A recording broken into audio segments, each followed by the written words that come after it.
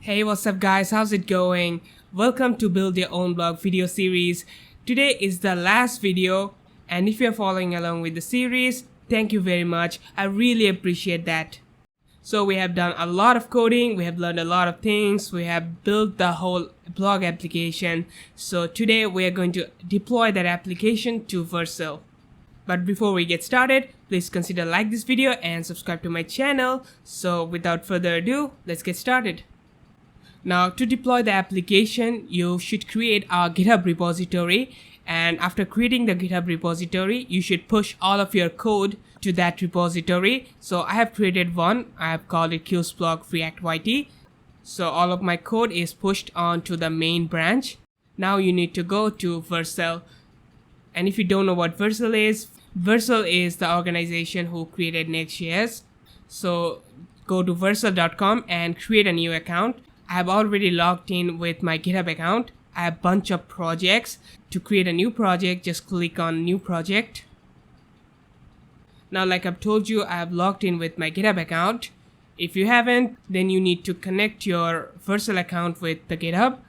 After you have connected your account with GitHub, you need to give Vercel the permission to use the GitHub repository. So I have used this repo. You will not see your repo here. So just type some gibberish and no result found, and just click on configure GitHub app and just confirm it with your password. And now you need to give Vercel the permission for your repository, and you can select all repository access, but I don't think it's a good idea. So select repository and select the repository that you want. So my repository name was QSblog React YT. This one, I'll click on it. And now let's click save. And that will do the work for you. Okay, so now here is our repository. Let's click import. So Vercel has detected Nextjs in our repository, and you can change the root directory if you want. And we have some build and output settings. If you are using different commands, you can change it here. And we need to add some environment variables because we are using MongoDB. And I'm just gonna paste the environment variables here. And now finally, let's click on deploy to deploy our application. Alright, so Vercel is building our application. It will take some time, so we need to wait.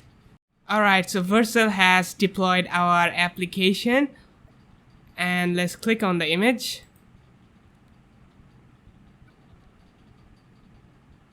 And you can see our application is now online. It is deployed on Vercel. And if I click on the blog, you can see it was super fast. And if I scroll down, we have our blog content. We have this code pen, and if I click on the icon, it turns into dark mode. So our application is working fine. So that's it for the video series. Again, thank you very much if you are still watching this video. I really appreciate that.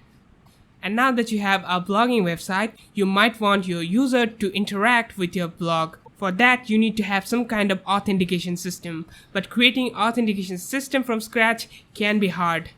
But don't worry, I got you.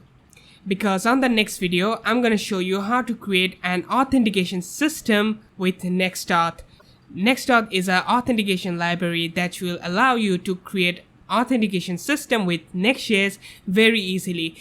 You can implement normal email login system, or you can use other auth provider like GitHub, Twitter, or Google. So the next video gonna be really interesting. And if you are interested, please consider subscribe to my channel so that you don't miss the Nextauth video.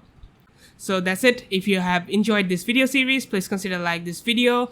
If you have any kind of question, feel free to comment down below, or you can reach out to me on any social media as thatonjon. And I'll see you in the next video. Goodbye.